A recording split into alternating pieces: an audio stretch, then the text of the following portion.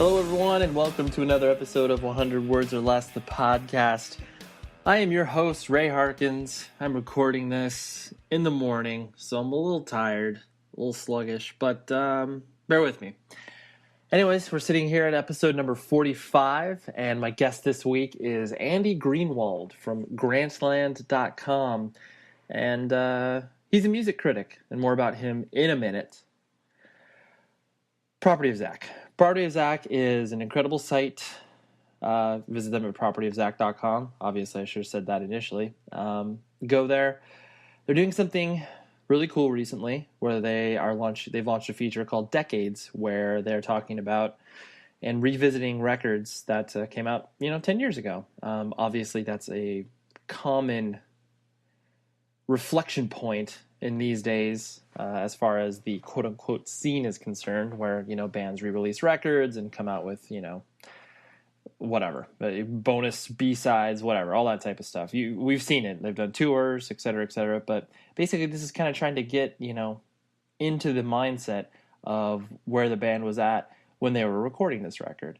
I personally am always a fan of this type of stuff, and that's the type of stuff that Property of Zach does. Great editorial, awesome news posts, that type of stuff. So if you haven't visited them, you're fucking up. So go there immediately. And we are proud to be partners with them. It's fun, and I like what they do. So let's see. Some other business out of the way. There's a young gentleman. His name is Tom Richfield. And he basically is my new best friend, because he has taken over the editing duties for 100 Words podcast. And it's awesome. I just met him online, and he was basically offering his services and said, yo, I could help you out, make the show sound a little bit better. Obviously, I'm not an audio engineer, and I do my best to make the stuff sound as reasonable as possible. But, I am not a professional when it comes to that. So Tom is going to be helping me along in this process and hopefully making this shows sound a little bit better, as far as making the interviews a little bit more audible.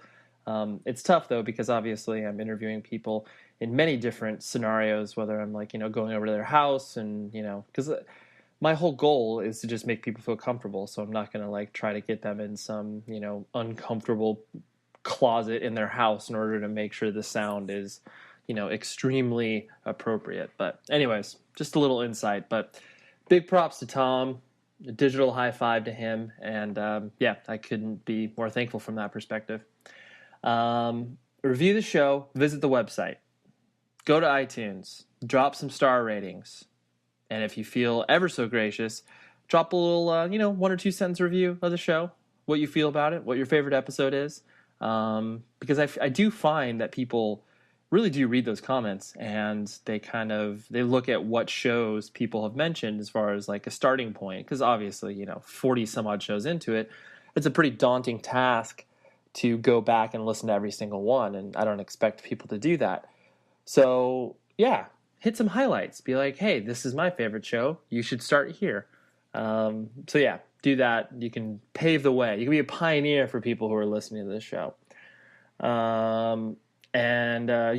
Visit the website, 100wordspodcast.com. You can find some cool content in between shows. And it's just another place for you to kind of find out about cool stuff that I find on the internet that is related to the show in some fashion. One more thing I wanted to get off of my chest before we talked about our guest would be... I am suffering what's called compassion fatigue. So for most of you that know me, just even a little bit, realize that I work for an animal rights organization. I have a dietary preference of vegan, vegetarian stuff. And, I like to view myself as sensitive to the issues of the day. But it comes to a point where in your life, you obviously are having to make decisions in regards to, I wouldn't even call it the lesser of two evils, but, related to that, where it's I was listening to another podcast I really, really enjoy called escape velocity radio. It's done by one of the guys in Propagandhi, and obviously Propagandhi being an extremely politically aware and active band, they're highlighting a lot of things that you may have never read about, like the and a lot of it has specifically to do with Canadian culture. But anyways, they were talking about some oil pipelines being built in like the northern Canada remote regions, and there's obviously some environmental impact on that. But anyways, the relation they pulled was the fact that obviously like vinyl, like the manufacturing of vinyl it needs to be obtained via oil. Like obviously oil is able to power the machines that make the vinyl, and like there's elements of the actual vinyl that is oil. And so it's one of those things where I personally am a huge vinyl collector, and I go, by me having these possessions and obviously this fetish of collecting vinyl, like, am I an asshole? Am I the one that's like, ruining the planet?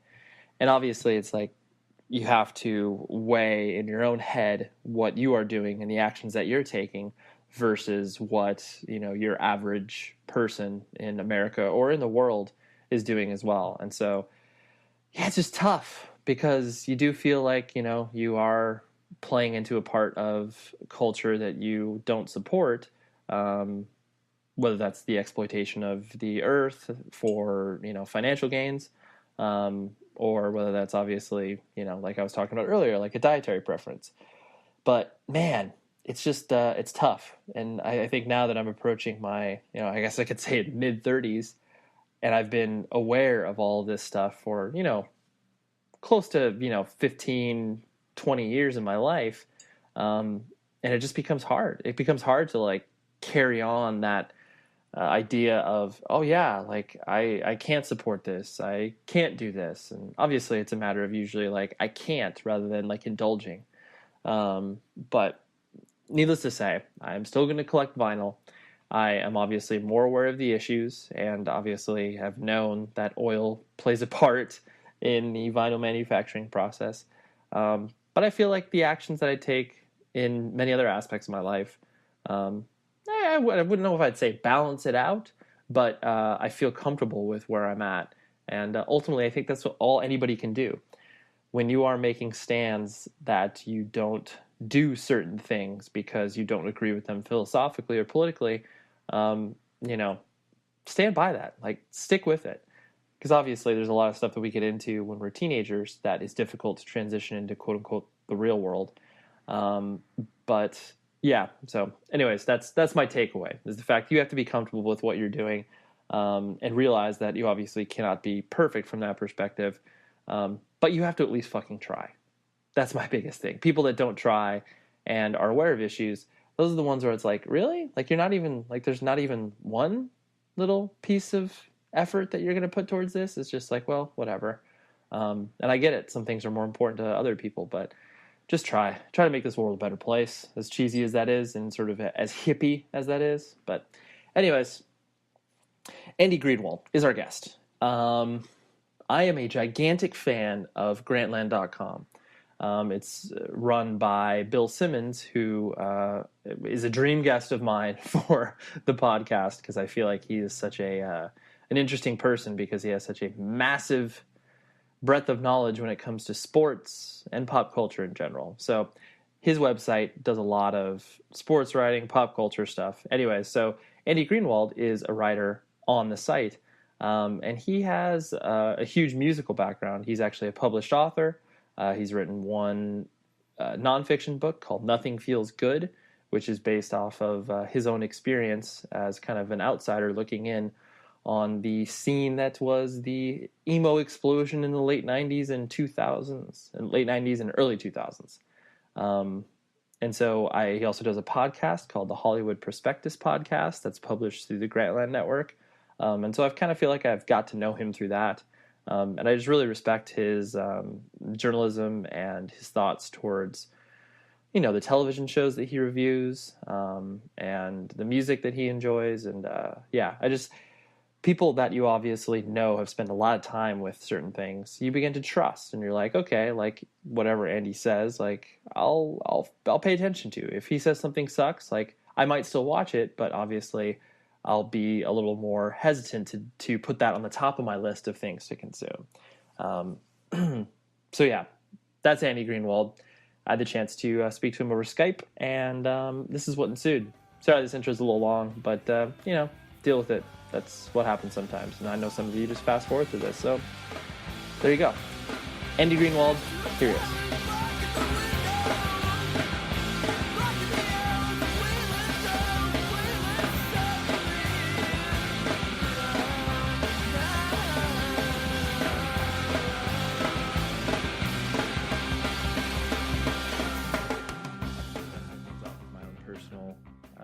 Either discovery or knowledge about you as an entity, as a professional person. But I found out about you basically through Grantland, because I am obsessed with anything Bill Simmons has done or will ever do, for that matter. So I started to become aware of your criticism and your background, and then I pieced together. I was like, oh wait, you did that book back in the day on emo. I did, yeah. Do people still make that connection where it's like, is that the same guy that did that? I don't know. I'm actually very curious about that. I mean, those definitely seem like, parts of my life that were separated by a couple of years. So I don't know if the fan base, such as it was, overlaps at all. There are some people who I know have been communicating with me, like via whatever social media is dominant since then. There are a couple people like that. And then I do get some nice comments every now and again. But I have no way of knowing, actually. I'd be curious. Yeah, no, for sure. Yeah, the only way you do know is when people like me be like, hey, I did this by this. And you're like, oh, yeah. Okay, there you go. And so yeah, then it was interesting. And then kind of what sparked me to want to have a discussion with you further in this form was I think you were reviewing like the best music of the year, and when you mentioned the Jealous Sound record, it was funny because like I was like, oh yeah, that record came out this year, or this year as in like 2012, and like record came out in January, and the fact that you had a memory of that, I was like, dude, records that come out in January are difficult to stay on people's lists. Yes, but Jealous Sound records come out so rarely, and every second of it may be happening and then not happening, because I just know those guys from the first time they were a thing. Right. So it never left my mind. I'm always happy to give them a little more attention. Yeah, no, which is awesome. So, and that's why I was like, well, obviously you yourself haven't sort of, grown out of that music, which obviously that happens to a lot of people. Well, it depends on the music, but yeah, we can talk about it. Right, exactly. But so were you, kind of going back to the start, were you born and raised on the East Coast in Philly, right? Is that where you? Yeah, I'm from Philly. Got it. So like the suburbs or Philly proper? It's funny. I never moved as a kid, but our zip code moved. So we moved there from further upstate in Pennsylvania, from Wilkes-Barre, PA, when I was 1 year old. I lived in the same house my whole life through high school. But actually, the house was technically Philadelphia until I was 10, and then they moved the post office to the suburbs. Oh, okay. So I moved without moving. You moved with being like, oh, I've got no control over this. This is what's happening. That's right. And so what was your family structure like? What did your parents do, and how was your brothers and sisters and all that type of stuff? I'm an only. It's just me, and my dad was the deputy director of an organization called the American Law Institute. He went to law school but never practiced law. Okay. And my mom was a kindergarten teacher in Center City, Philadelphia. Okay, got it. You and I have very similar experiences. I mean, I'm an only child. I think the only childness really plays into becoming obsessed with things. Like I think that's within like an only child's nature to just be like, all right, like I like this, and I'm going to become obsessed with it. I'm going to try to figure out a way to make a living out of this obsession. Possibly. I think it's also because we spend a lot of time alone. And when you spend a lot of time alone, you get good at it, and you have to fill that time by yourself somehow. And, it tends to be listening to music or reading comic books or both at the same time. Right. Did you? Every time I tell this only child story to anybody else that hasn't had that experience, tell me if this sounds like something you would have done. I played Monopoly by myself, and anytime I tell anybody that, they're like, "That's the saddest thing I've ever heard." Wow. But, yeah, and I don't know if that is also brings sadness to your heart, but I loved it.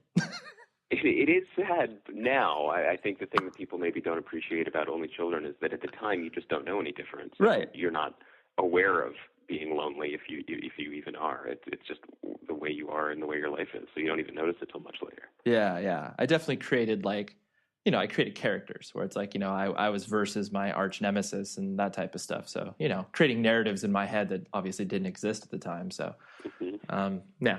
But okay, well that's good. I'm glad that I can make an only child sad as well.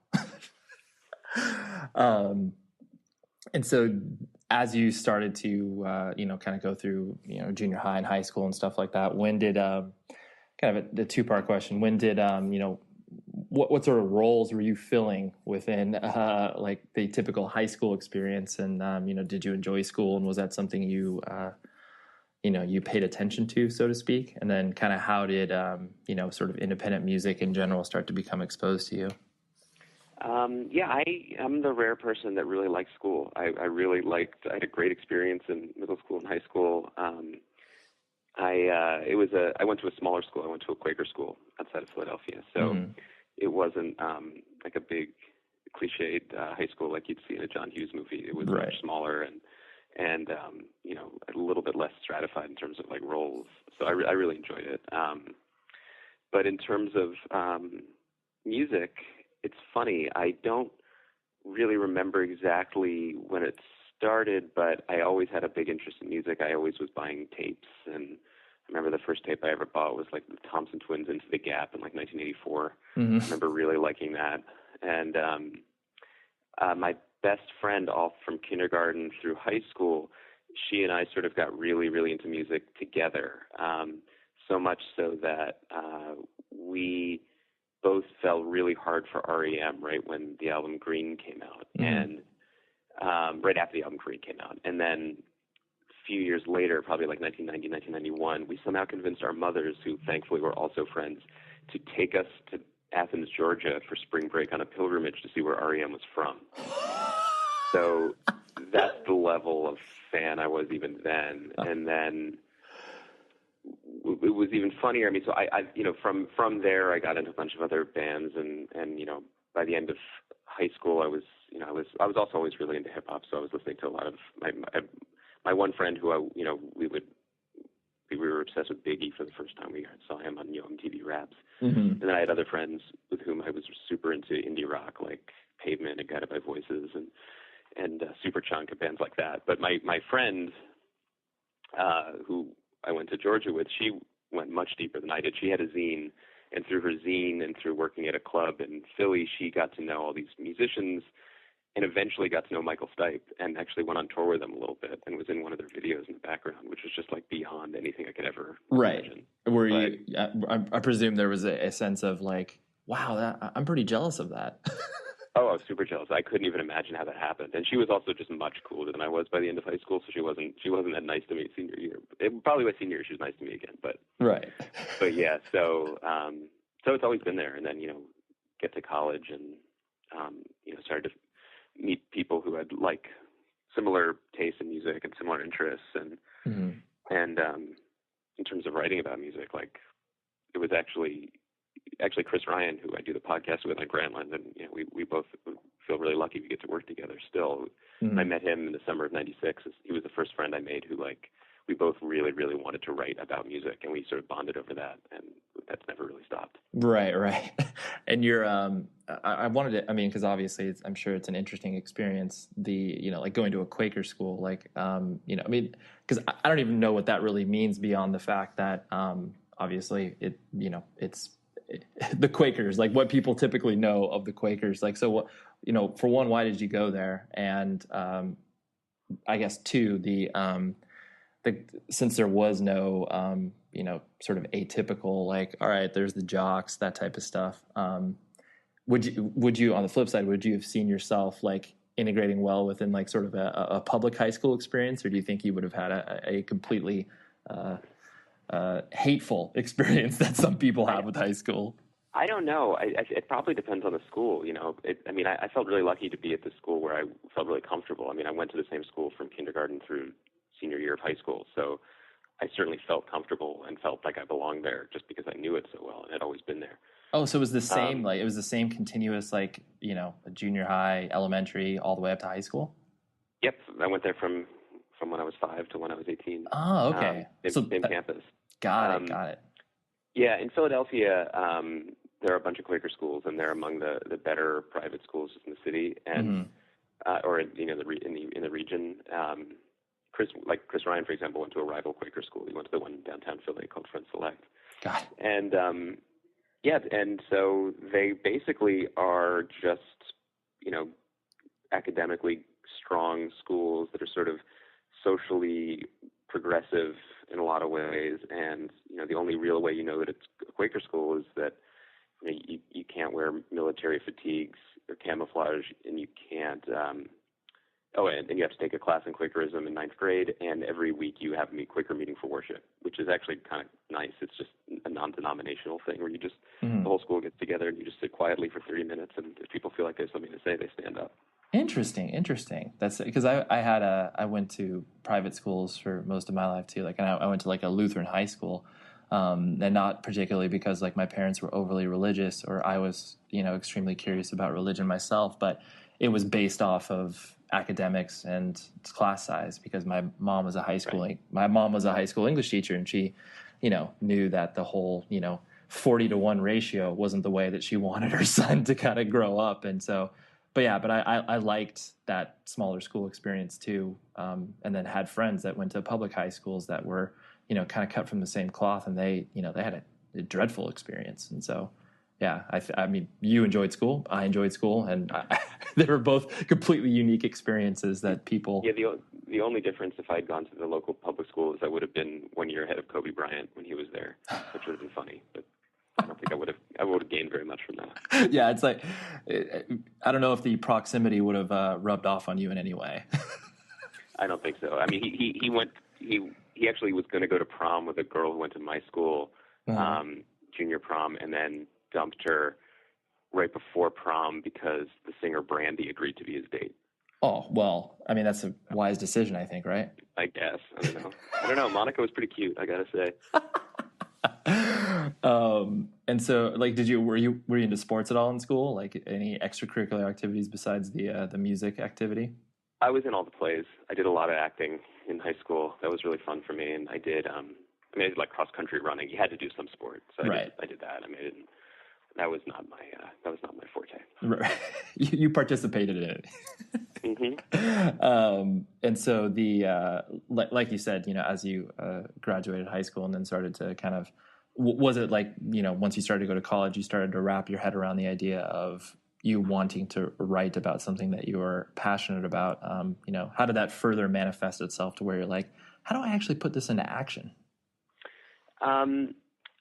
Yeah, I always wanted to write, and then I'm trying to think when this falls into place. Like, I think I went to a summer program. I think, God, when was this? It was probably like after freshman year of high school. It was at Duke. It was called like the Duke Young Writers Camp, and it sort of you went and like. I mean, it's the nerdiest thing in the world in terms of summer camp. It should tell you everything you need to know. But it was like a thing you went and you wrote stuff. But you could take little classes, and I took a class in music criticism and music writing. And I remember the guy who was instructing it was like he wrote for the local Alt Weekly or whatever in Durham. And he picked a tape out of his, or CD at that point, out of his advances for us to all like listen to and learn about and then write a review of. And that happened to be the first Pavement album, which is how I discovered them. Wow. And I really enjoyed that experience. And so, I subscribed to Spin in high school and a couple other magazines that I really liked, like smaller magazines like Puncture and Magnet was being published in Philadelphia. Yep. So I started to become a fan of like the writers behind the reviews. You started to recognize the people that you really liked. And so I just, Spin was the one that I liked the best. And, there were people who I later got to work with that I really admired, like Charles Aaron and Cy Michael and a bunch of other people. So, yeah, by the time I got to college, I met Chris, and we talked about like doing our own kind of zine thing, and we would have done something online if we could have at the time. Right, if that was an option. That was not an option. I mean, right. I was on AOL chat. I think that was about it. Right, of course. Yeah, so, but yeah, in college, I was the arts editor senior year and wrote a music column at the Independent weekly paper, and got an internship at Spin after my junior year, and that was sort of when I got started for real. Yeah, I definitely, because I did a lot of freelance writing in high school, and post, like when I was faking like I was going to college. And the thing that always, I guess, interested me about it, like, I mean, I personally didn't have an end game where I wanted to do this as a profession. It was definitely just like, oh, wow, this is something that I enjoyed English, and I was able to kind of obviously combine both of those worlds. But the thing, I guess the reality for me was like, wow, this is kind of difficult to freelance and like put it all together in order to be able to cohesively make a living. Was that something that was like, oh wow, like this is difficult to do? Yeah, well, I think freelancing is almost entirely impossible, especially, and it's certainly it's actually impossible to just start being a freelance writer. Right. So it's just not advisable. Like, it's just not. And I don't mean that just to be coy. Like, I think it's actually not helpful, because if you're not working with people or around people, it's really hard to get better. So yeah, I did not intend just to be a writer. I mean, I got hired at Spin to be an assistant to the features editor, a guy named Dave Moody at the time. And I started right after graduating. So I wanted to be writing, and pretty quickly there were a lot of opportunities to write small things, and I was a video game critic, weirdly, for Spin, like when I was 22, 23, because they just didn't have anyone else. Right. Yeah, that was default. Like, hey, give that to Andy. It literally, they were like, my second week there, a Japanese Dreamcast showed up in the mail like 3 months before it came out, and Dave Moody was like, do you like video games? I was like, I used to have a Sega Genesis. And he was like, okay, great, you're going to San Francisco to the Sega press conference. Okay. That's awesome. But yeah, I mean, so I was at Spin as an assistant, and then as the editor of the website, and then as the director of new media for Vibe and Spin for a few years. So yeah, the thought of being able to, and I didn't leave until I had a book contract. So the idea of being able to go right into freelancing was, even then, when there were more jobs possible, I mean, it wasn't something that I thought was wise. Right. That was it could have been permissible in your own mind. Right. And so with this kind of goes into more of criticism as a whole, because I think even people that are, hyper aware of, music, film, TV criticism, i.e. like yourself, where, you start to be able to associate the people that, pen these reviews, and the fact that like, okay, like I can trust this person's opinion and be able to, inform my own decisions. Like obviously it's an important aspect to what it is that, is pop culture in general. But I always ask myself, where it's like, because I pay attention to this stuff regularly, and, a few of my friends do, but not everybody has that sort of connection or understanding, because it's like some people just like read a review and they're just like, oh, why the fuck should I even listen to what this person has to say? Like it, I'm sure that's something that you've struggled with, and it's changed over the years, where it's like, am I building this, sort of relevant fan base for my own personal writing? Like, where does that exist, and how am I accomplishing this? I mean, that's a tough question. I think that for the most part, at the beginning of my career, I mean, I just wanted to be, and I still actually, I'll take that back. Just in general, I just want to be better. I want to get better. I want to be a better writer. And so I'm not really thinking about the audience as much, but that was especially true in the beginning, right? Partly because, when you're starting, you don't have an audience. I really wanted to, to see what could be done with writing, what could be communicated with writing. And, music was a really great thing to start a career with. I mean, I was very grateful to my time at Spin, because I got to write about, like I said, video games. I wrote about sports and politics and movies, Right. but primarily about music. And the thing about music that's great is that you don't actually have to know anything to write about it. Mm-hmm. And what I mean is, like, you have to have strong opinions, and you have to know, the context and the history of the music you're writing about, but you don't actually have to know any craft. You don't need to know how to play a G chord. Right. You I don't know how to more create this music, right. but I know how to write about it. Which is why ultimately I lost interest in writing about it, to be honest. But at the time, I mean, what it does is it gives you a lot of freedom to work on using your words to express something that is only sound. It's not really. It's not really doesn't lend itself naturally to being written about. Right. So I really did enjoy that, and then the other part of music criticism that was always, I thought, misunderstood was that people who said, oh, people who write about music are just frustrated musicians. Right. Or failed. Right. But which isn't the case at all. I just felt like everyone just never wanted to give up being a college radio DJ. Mm-hmm. What you really wanted to do, at least what I wanted to do, my greatest pleasure was actually like discovering something and then sharing it with people. Mm-hmm. That was just the most fun thing ever. When there were a couple bands that I got into early on, and then had the chance to either interview or put in the magazine, and there was never anything better than that. Yeah, no, that's true. I've always argued that anytime anybody has thrown that statement around, it's like, well, for one, you probably don't know this person's history, and maybe because the idea of playing in a band, a lot of people, they obviously gravitate towards that fact when they're in high school because whatever, they see their favorite band play and they're like, oh, I want to do that. But then the actual mechanics and dedication that it takes to actually play in a band, no matter what level, they're like, oh well, this is a lot of hard work and it kind of sucks. And I'm not cut out for this, but I still want to participate in the conversation. And obviously, this is the perfect opportunity to do so. But yeah, I always find that such a cop out where it's like, oh yeah, dude, well you're a critic because you couldn't make it with your band. Obviously, like you said, you left Spin when you got your book deal and that was for Nothing Feels Good. Yeah, it was a funny time. I mean, Spin, after 6 months, I took over as the editor of Spin.com, and then eventually I was director of new media for Vibe and Spin. I had a staff of 7, and we had our own office, and we had a video guy, and we were just doing the most amazing stuff. We had all of these bands, every band that we loved, and bands that are kind of big now would come in and play acoustic songs on our couch, and we would record it and video it and put it on the internet, but no one really had broadband then. So right. No one really got to see this stuff. It was really ahead of its time, and it was really fun. And we had Death Cab for Cutie and Spoon and mm-hmm. Tegan and Sarah, and all these groups that are relatively well known now. And so the fact that I was doing that at 23 and 24 is not a compliment to me. It's more of an indictment of how clueless Spin was right.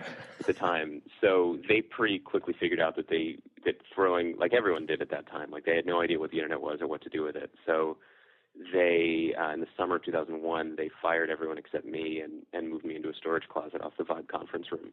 Okay. And so at that point, I was running websites that didn't really exist. So I was writing more and more for the magazine, which was separate at the time, since, that was separate work. That was freelance work since it wasn't under my job description. So right. Once I saw that I had that going fairly steadily, then I got a book contract at Nothing Feels Good and quit. Sure. And was that, that was obviously, you were coming in with a pitch. You were very deliberate about the way you wanted to approach writing this. Did you, what influenced you about, that particular music scene? There's two entry points to that world where it's one, you were a hardcore kid, and then you eventually started to listen to music that, wasn't screaming at you. Or two, you were a kind of an indie rock kid that started to understand that there's this sort of, completely independent culture that, also was not too different from what the band, the more quote unquote mainstream bands were. So it sounds like you were, that was the entry point for you. A little bit, not quite. Mm-hmm. Basically, I was always an interloper in that scene. I came to it completely cold. I remember very well in college when my taste and Chris Ryan's taste started to diverge a little bit, when I started to go much more into Britpop and in indie stuff. And mm-hmm. so I remember going over to his apartment in Boston where he lived and playing him the new Belle and Sebastian EP and him playing me Promise Ring, Nothing Feels Good. And right. being like, what the hell is this? Right. I did not like it at all. I didn't get it. And he was sort of in that scene in Boston. So I was aware of it only through him. And then I started to get a bit more aware of the various bands when I was running spin.com. We had Saves the Day come in and perform. Mm-hmm. But yeah, my entry into it was completely just driven by work. That my editor at the magazine, one of my editors, Tracy Pepper, assigned me a front of the book piece on Dashboard Confessional, who I'd never heard of, and listened to it. Didn't get it at all. Went to see a show that ended up being the opening of Nothing Feels Good, actually. It was November 2001, seeing Chris play at CBGB's, and it was such an intense and totally foreign experience that set me off a little bit. Right.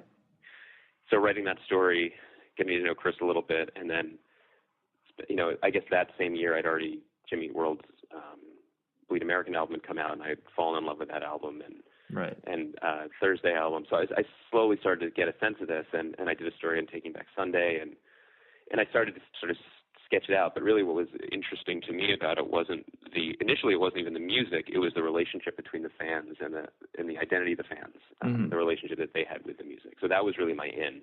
It was really I had an emotional connection with their emotional connection more than I did with the music. And my connection with the music really came out of the research that I did for the book. Sure. No, and that's interesting because that's what I remember.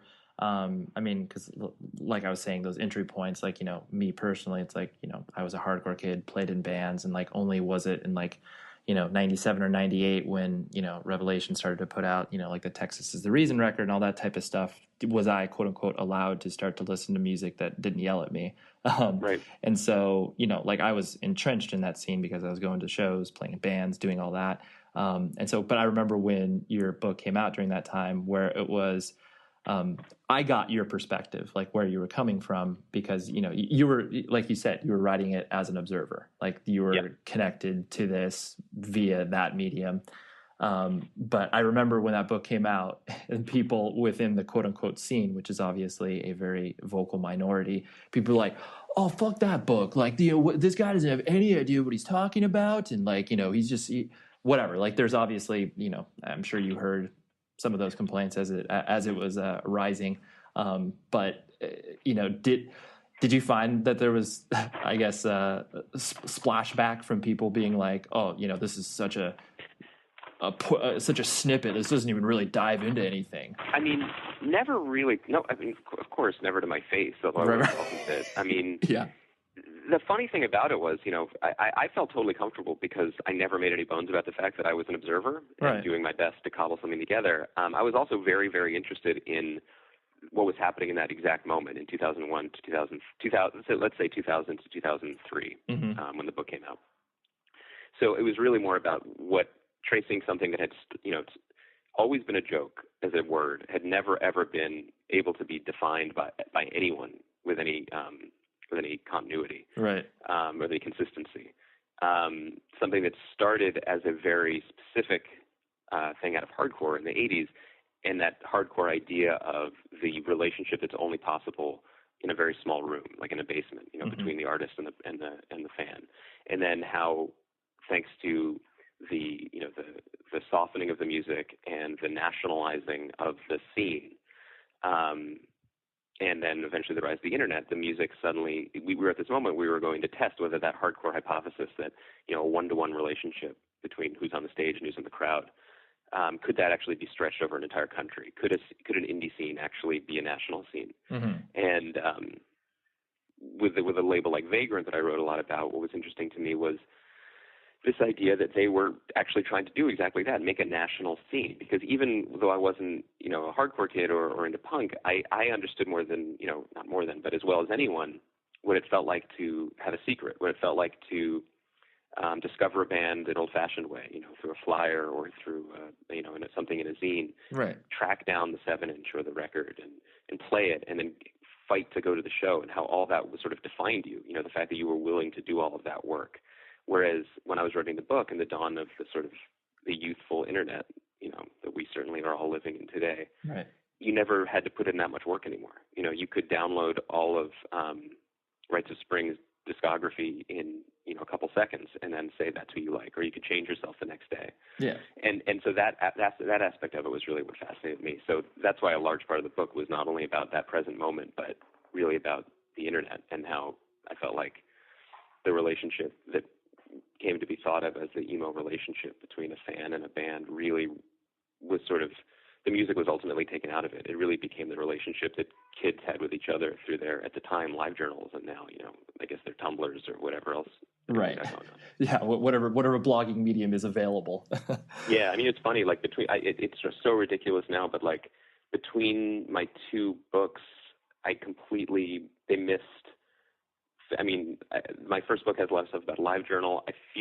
I'm wondering if I have a Friendster joke in my second book, right. Like MySpace and Facebook and certainly Twitter. Never made it into any of them. Right. No, exactly. Yeah. It's so funny. Because obviously it's like something so ubiquitous one moment, and then all of a sudden it's like, oh yeah, that's a dated reference. And it's like, yep. Well, but how could anybody have ever figured that out? And so I do find it interesting. Like you mentioned, you've written 2 books, and the, writing books seems really hard. I know that's a very general statement, but that's exactly right. That's why I don't do it anymore. That's good. It's like after the second book, it was basically just like, this is not the direction I want to head as far as my writing is concerned. Yeah, it's incredibly lonely. It's incredibly hard. It's incredibly time consuming, and it's very lonely. And that ultimately isn't very much fun to me. Yeah. If I had another story to tell, fiction or nonfiction, in a book, I would be against it. My wife might be against me doing it because it's miserable to be around someone writing a book. Right.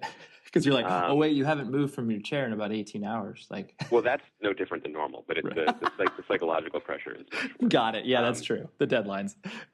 So I was done with it. It's honestly, it's unless it's something you're truly passionate about, in which case go for it. I just find that it was too much stress and work for absolutely what was too little reward. Right. Yeah. No. And that's that's ultimately the vision that I've always had of it too, where it's like, you hear about these people who it's like, it's just so laborious. And then once you come out of it and it's like, oh, I got to enter that world again immediately, because that's kind of what you do if you want to become a writer, a professional writer in the sense of like you're writing books. And sort of to, I obviously don't want to keep you too much longer, but sort of to, like where you're at now and like the, criticism that you're doing for Grantland and everything like that.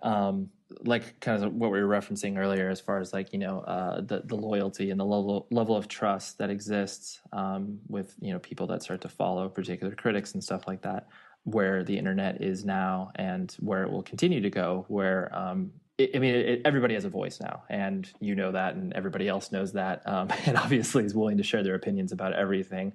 The way that the criticism is now, where it's like you almost feel like you have to, the shows that you review that come out on Sunday nights, like you almost have to have something up within the hour and a half that the show is over, like, because it's just, there's so much noise. Like, how do you find yourself trying to cut through it in a way?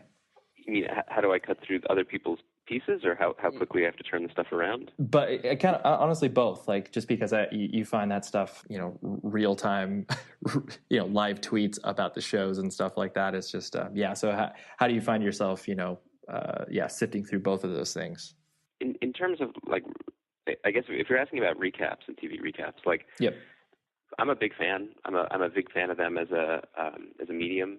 I think that it's really, really rewarding and really fun to engage with a show on a chapter by chapter basis, a week to week basis, and particularly also engage with the discussion, the general conversation about the show, and with the fans of the show. I think it's helped the internet, it's helped writing, and it's helped television, honestly, to be able to really engage on that kind of level.